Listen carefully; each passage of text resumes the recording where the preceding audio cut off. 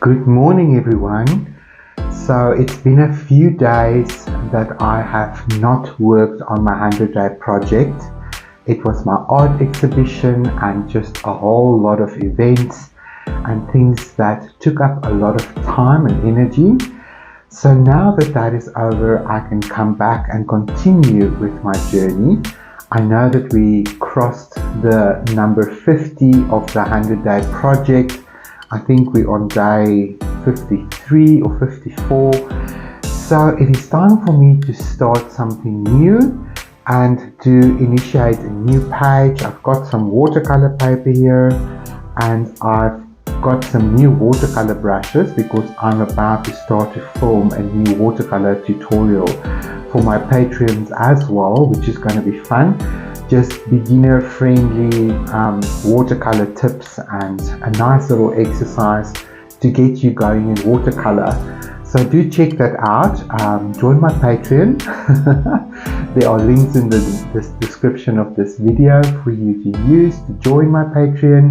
The free tier basically has lovely short little intros to all of the things that we do and their own little, like this 100-day project that is for free. But if you really want to get into the tutorial part of my Patreon, then you have to upgrade from the free tier to the paying tier, which is only $5 a month, which in South Africa is roughly about 93 to 96 rand. It's definitely under 100 rand.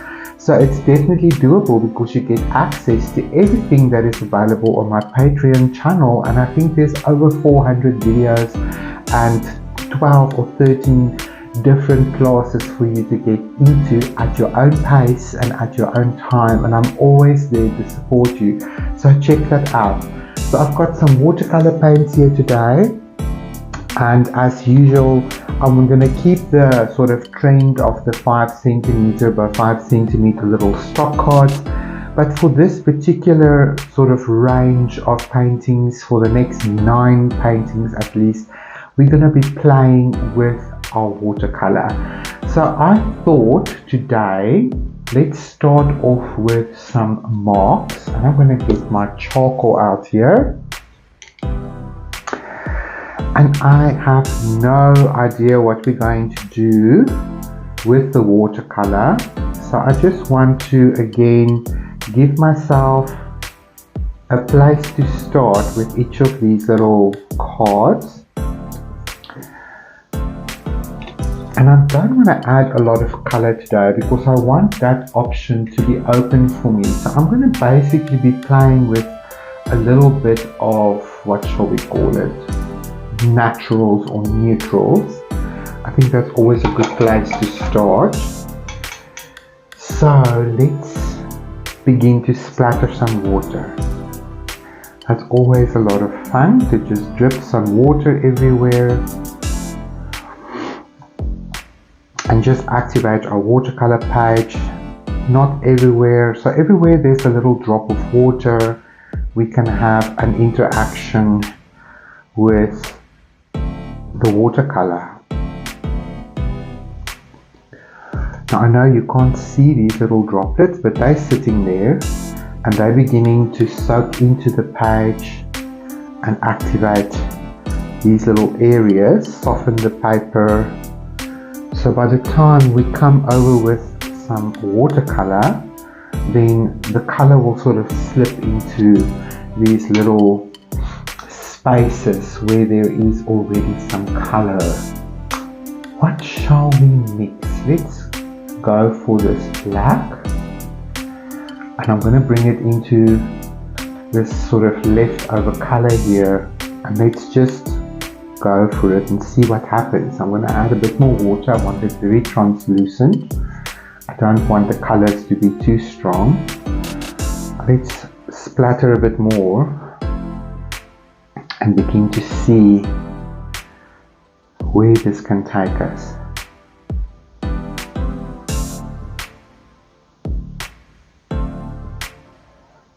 Watercolor is really a very forgiving medium as well. I know that a lot of people say, oh, watercolor is the most difficult medium out there. It is only difficult if you don't understand the medium and if you're trying to make watercolor do what acrylic will do or something like that, or gouache or oil. So watercolor has its own rules, and I always say that in one way it's also interesting to see how watercolor can teach you so much about art. I actually just did watercolor for a whole solid year. I didn't touch my acrylic paint much. I really focused mostly on my watercolor. And that year of watercolor, I feel, was like a year at varsity, in the sense that it really taught me so much about art and my own style, brush control, and I really learned a lot about values in art, and how to sort of control that and bring that into my art, and to begin to, mix colors. Color mixing can be quite challenging. It's fun, of course, always, but if you're looking for a very specific outcome, then it can be quite challenging, you know. So I really am very grateful for watercolor because I feel I've learned so much from watercolor, and I want to encourage you because it can be really simple or it can be very complex. And I think it's a good place to start with a really simple, and just allow yourself to, express yourself and have a little bit of fun. And it's so rewarding to just do a little painting and doodle with watercolor and just play with it and not take everything so seriously. And I promise you, you will get addicted to it because there is such a beautiful reward that comes out of playing with watercolor. You have to sort of find that out for yourself. So now that I've got some shapes going here, I'm just going to play with very soft washes, using a lot of water.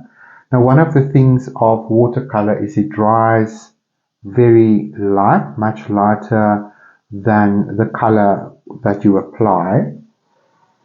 So keep that in mind. That's really pretty. So I also don't want to overdo it too much. Let's get into some pencil.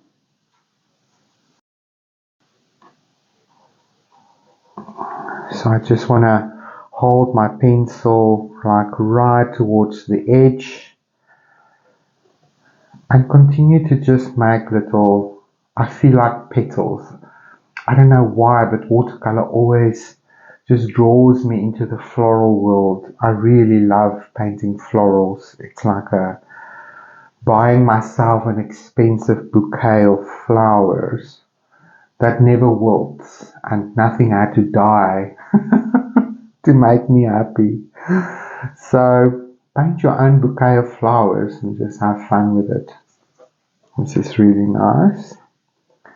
So nothing too serious, very soft, because 5 centimeters by 5 centimeters is not very big. So there needs to be some marks on that little piece of paper. Let's see, what else shall we use? Let's bring a little bit of contrast in here. I'm going to mix my black and let's splatter some more. Something a bit stronger can be interesting.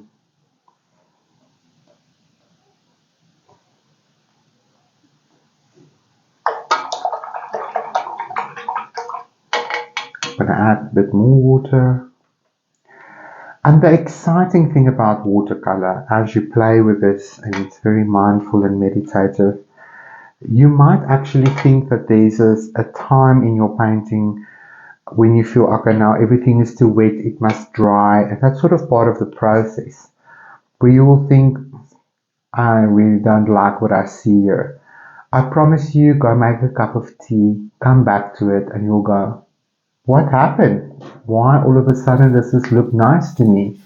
That is the magic of watercolor. When it soaks into the paper and all the water dries and it relaxes, there's magic that's continuing to happen here that you might not observe right now. But when you come back to this, you'll notice that it's settled and it sort of, I don't know, came together in a magical kind of way. And that's one of the things I love about watercolor. Paintings that I thought previously was hideous, it didn't quite nail it for me. It looks overworked. It looks like we've tried too hard. Then suddenly, when we come back when it's dried and you've given your brain a rest, it looks like a fairy came and fixed it in some kind of way. It turns out more beautiful, and I've learned to appreciate that and really just play with that and accept it and embrace it really. So ultimately, that is sort of what I've learned from watercolor. So I'm quite excited to get into this again and share some basics with you guys as we continue to play with these 100 days of the art project. It's so nice. So many of you have told me that you got into this 10-minute practice that you didn't have before and it's changed your life. I'm really grateful for that because I know that in our modern busy lifestyles, there is a lot of daily challenges, or shall I say, there are a lot of daily challenges that can prevent you from getting into a creative practice. So, giving yourself a short 10 minutes a day can change your life because it shows you that you can actually make time for things that is important to you, that makes you feel good, that helps you to cope better with life, and it gives you a place of expression where you don't have to edit yourself.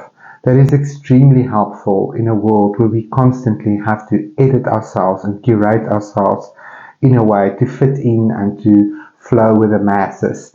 So if you've been watching art videos and you think, oh, I would love to do that, I just simply don't have the time, that is your own left brain telling you a limiting belief. It's a belief that is anchoring your reality, where you tell yourself you don't have time to engage in something as silly and as uplifting as painting for 10 minutes every day.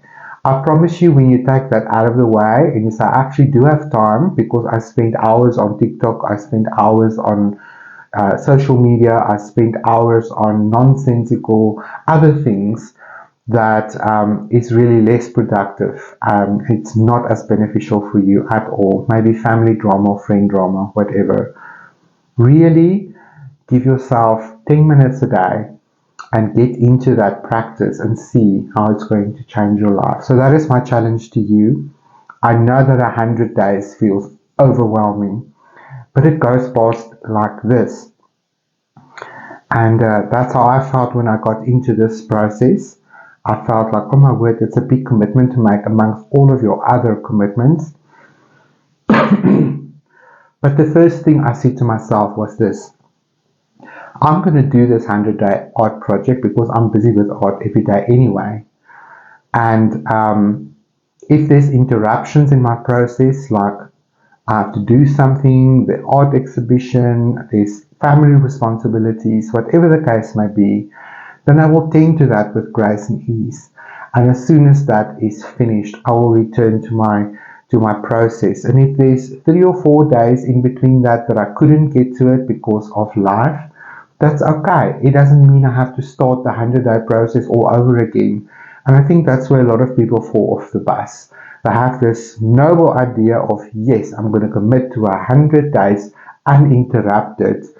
And I promise you, life doesn't work like that. It simply doesn't. So you're setting yourself up to fail if that is your sort of goal. Do try to have 100 days of uninterrupted art because it will change your life.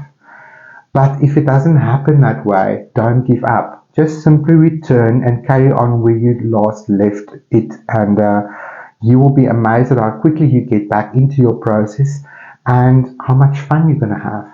And before you realize that you will finish your 100 days, even if it took you 300 days to do the 100 days, that's irrelevant. Because the day you will create your final card or your final art challenge project of 100, you're going to look back at this process and go, wow, I learned something. I explored and discovered some things about my own style, about myself, about different mediums, and it really, really is going to be such a dopamine hit for you when you finish a goal that you set up for yourself for 2025. And I really believe that that is the superfood that we can live on by just seeing how rewarding it is when you finish something that you started. So that is my challenge for you. If you're halfway with your 100-day art project and you feel like giving up, I know that's quite human, it's quite normal, and it's okay, but don't give up, okay? Just get back to your intention, get back to your creative practice, and it will reward you hugely in your life. So I'll see you guys tomorrow.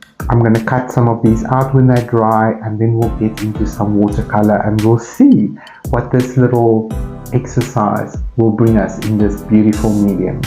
But also check out my Patreon if you are on the free tier. Thank you for supporting me.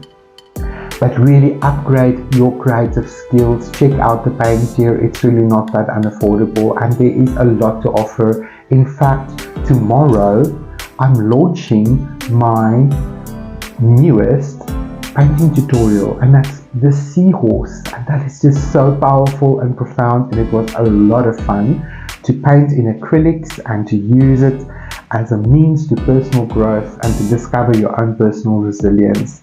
So I will share a little bit more about the seahorse next, but check it out on my channel, and I'll see you guys real soon. Bye bye for now.